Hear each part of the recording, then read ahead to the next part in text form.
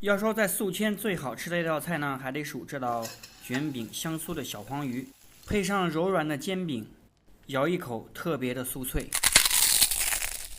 专业厨师，专业技术，大家好，我是唐光灿。今天呢，给大家分享宿迁美食，可以卷饼吃的香酥小黄鱼。那么我们首先呢，给大家讲解一下原材料。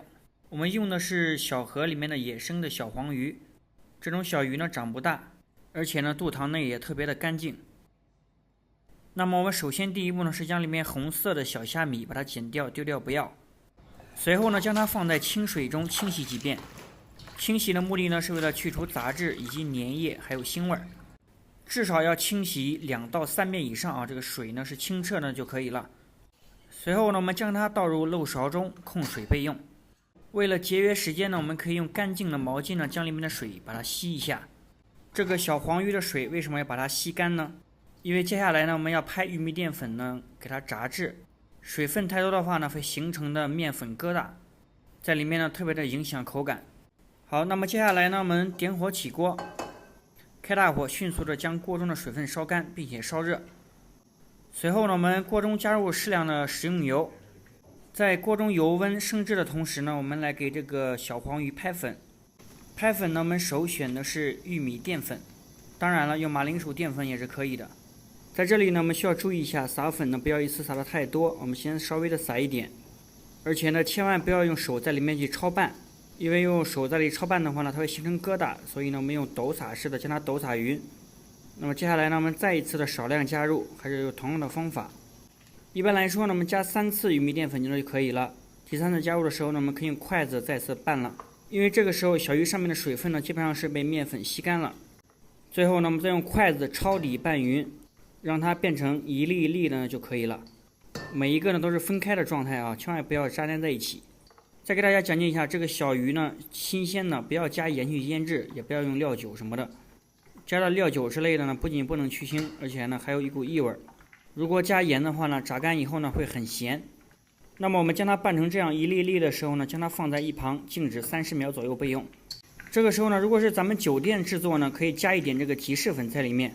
加吉士粉的目的呢是为了增加亮黄度，在家做的同学呢可以忽略这一步。加完之后呢，我们将它拌匀放一旁备用。那么咱们这个小鱼的面粉拍完好之后呢，锅中的油温呢已经升至了70%热。我们下入小鱼的方式呢，不能整个往里倒啊，要选用抖撒式的方式，这样进去呢可以均匀的受热。为什么油温前期要控制在70%热以上呢？如果油温低的话呢，下进去不能及时定型啊，这个鱼呢它会碎掉。而且我们加进去之后呢，千万不要用勺子在里面搅动，先定型。随着锅中泡泡慢慢的减少，也就说明鱼的水分呢也在慢慢的减少啊。由于锅太小的原因啊，它可能形成了一块疙瘩。这个时候呢，我们先用筷子慢慢的将它拨开，同样呢，也可以将它放在漏勺中，这样上下不停的颠簸，将它颠碎颠散，这样一来才能保证每条小鱼呢都能均匀受热，炸至香酥酥脆。将它全部拨散拨开之后呢，我们用小火慢慢的沁炸啊，至少要3分钟以上。其实在这种油面非常平静的时候呢，其实它的油温是非常高的啊，一定要注意呢，别把它炸糊掉了啊。当锅中的表面呢略为平静啊，我们稍微的加一点水来试探一下油温。像这种加入水之后呢，开始啪啪响，说明这个油温呢很高了。这个时候呢，咱们就可以关火了，利用余温呢将它炸酥炸脆。大概1分钟左右呢，我们就可以将它捞出了。我们来听一下这个声音。那么接下来呢，我们将它倒入一旁的漏勺中，控油备用。距离的远呢，大家看着颜色呢可能不是特别好看。那么接下来呢，我们近距离来观察一下这个鱼的颜色，它的表面是金黄的用手扳一下呢，特别的脆。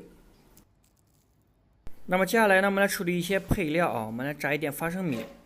一个很常见的知识，炸花生米呢一定要冷油下锅。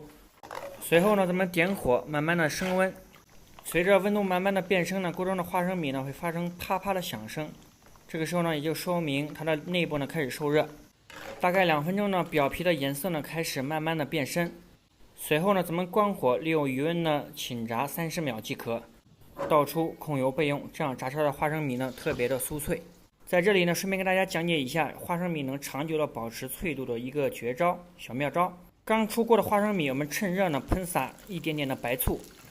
白醋喷洒进之后呢，它会发出滋滋的响声，也可以闻到刺鼻的酸味儿。那我们将它拌匀，随后呢放在一旁自然冷却。这一招呢特别的管用。那么花生米炸好之后呢，我们准备一些小料的配菜啊，有杭椒、红的小米辣、香菜，还有一根京葱。准备好之后呢，接下来我们来改刀。首先呢，将香菜切成段备用。同样呢，也是将杭椒斜刀切段。加入杭椒的目的呢，主要是搭配颜色，增加辣椒的清香味儿。小米辣呢，也是同样的方法将它改刀，主要是搭配颜色，还有增辣的效果。最后呢，我们将一根京葱呢，也是斜刀切成马蹄葱。那么这里呢，是我们炸制好的小鱼，还有切好的一些葱啊、辣椒、香菜的辅料。这个小鱼呢，我们前期第一次炸制呢，只是将它定型。要想更加的酥脆呢，我们后期在炒制的时候呢，还要复炸。最后呢，我们还需要用到一种主食煎饼啊。如果是你们当地没有煎饼的话呢，也可以用面饼来代替。那么接下来呢，我们再次点火起锅，锅中加入食用油。首先呢，我们来给炸制好的小黄鱼呢互炸。复炸时的油温呢，大概在3-4成热的油温呢就差不多了，不要太高啊，太高的话呢，它会容易糊掉。而且加进去之后呢，锅底的火一定要大，不然呢它会吸油。大约30秒左右呢，我们将切好的葱段还有2种辣椒呢倒入这个漏勺中，再将炸制好的小鱼连同热油呢泼在这个配料上面。这样一来呢，可以将配料泼出香味儿。为什么不将配料同时倒入锅中和小黄鱼一起炸呢？因为这样做呢，小黄鱼会吸收这个配料的水分，就很难长时间的保存它的脆度了。随后呢，我们锅中稍微的加入一点点的油啊，油不要多，再下入提前准备好的干辣椒段，能吃辣的多放，不能吃辣的少放。简单的煸炒呢，将它煸炒出香味儿。再将互炸好的小黄鱼以及配料呢加入锅中，简单的翻炒2下呢，让它均匀的受热。随后呢，我们来调味儿。这个调味呢，我们只需要用到一种调料啊，就是这种味椒盐，别的什么都不需要放，撒入味椒盐呢可以调味。最后呢，再将提前切好的香菜碎啊也加入锅中，还有提前炸好的油炸花生米，再次翻拌均匀，即可以出锅装盘上桌食用。